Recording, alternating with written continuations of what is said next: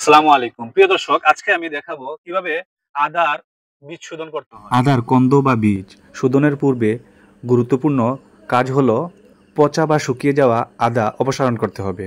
এরপর প্রতিটি বস্তার জন্য অন্ততপক্ষে 40 থেকে 50 গ্রামের আদা বা কন্দ নিতে হবে। এরপর 50 গ্রামে আদার মধ্যে অঙ্কুর বের হবে এরকম চোখ 2 থেকে 3টি থাকতে হবে, এরকম আদা নির্বাচন করবেন। আদার কাটা অংশে যেন ফাঙ্গাস না লাগতে পারে সেজন্য বীজ ভালোভাবে শোধন করে নিতে হবে। আদা বীজ শোধন করতে গেলে আমরা এখানে 5 লিটার পানি নিয়েছি। প্রতি লিটার পানিতে আমরা 3 গ্রাম কার্বনডাজিম গ্রুপের ছত্রাকনাশক, যেমন অটোস্টিন বা নুইন, এই ধরনের কার্বনডাজিম গ্রুপের ছত্রাকনাশক আমরা প্রতি লিটার পানিতে 3 গ্রাম দিব। এরপর ভালোভাবে ঘুলে আমরা বীজটাকে ভিজাবো। এই আদা বীজ ভিজাতে গেলে 1 ঘন্টা পরিমাণ ভিজিয়ে রাখতে হবে, কিন্তু 1 ঘন্টার বেশি ভিজানো যাবে না, কারণ যদি 1 ঘন্টার বেশি আপনি বীজগুলা ভিজান তাহলে দেখা যাবে কি বীজগুলা পচে যাবে। তো আমরা এখন দেখুন, এখানে আমরা 5 লিটার পানি নিয়েছি। 5 লিটার পানিতে আমরা 15 গ্রাম অটোস্টিন নিব।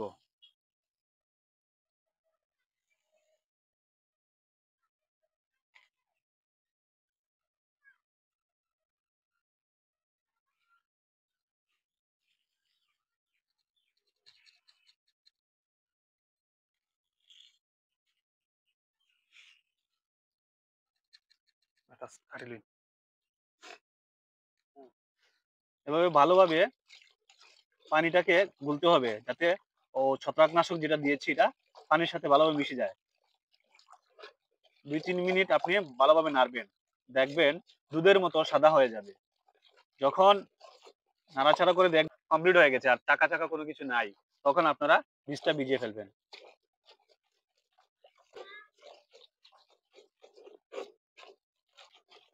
এখন আপনারা এই বীজগুলা এভাবে ঢেলে দিবেন।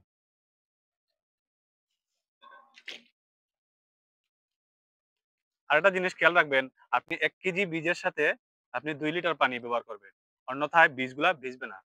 বুঝতে পারছেন? আদার কন্দগুলো ছত্রাকনাশক মিশ্রিত পানি থেকে উত্তোলন করার পর এগুলোকে হালকা ছায়াযুক্ত স্থানে শুকাতে হবে, কারণ পানি লেগে থাকলে কন্দগুলো পচে যেতে পারে।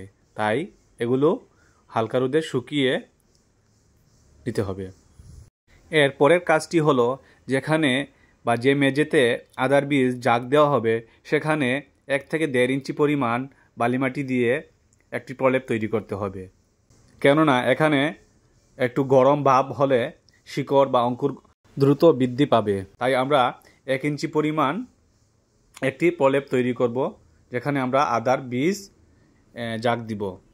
এরপর আদার কন্দগুলো আমরা মেঝেতে যে প্রলেপ তৈরি করেছি সেই প্রলেপের উপর সারিবদ্ধভাবে আমরা বসিয়ে দেব এবং চোখগুলো উপরের দিকে রাখবো, যাতে করে সহজেই উপরের দিকে উঠতে পারে। এরপর লক্ষ্য রাখতে হবে সাজানো বীজগুলো যাতে একটার সাথে আরেকটা লেগে না থাকে, কারণ যদি একটার সাথে আরেকটা লেগে থাকে তখন রোপণের জন্য উত্তোলন করতে সমস্যা হবে বা শিকড় ভেঙে যেতে পারে। এরপর এরকম জৈব সার মিশ্রিত মাটি দিয়ে ঢেকে দিতে হবে, যাতে বীজগুলো ঢেকে যায়। এরকম বালি মাটি দিয়ে ঢেকে দেওয়ার পর ভেজা ছালা দিয়ে ঢেকে দিবেন, যাতে গরম ভাব আরও বেশি হয়। এরপর এর উপরে আপনি খড় ভালোভাবে বিছিয়ে দেন, পুরু করে একটু উঁচু করে দিয়ে দিতে পারেন, যাতে গরম ভাব বেশি হয়। যত গরম ভাব বেশি হবে তো বীজের অঙ্কুরোদ্গম ক্ষমতা তত ভালো হবে।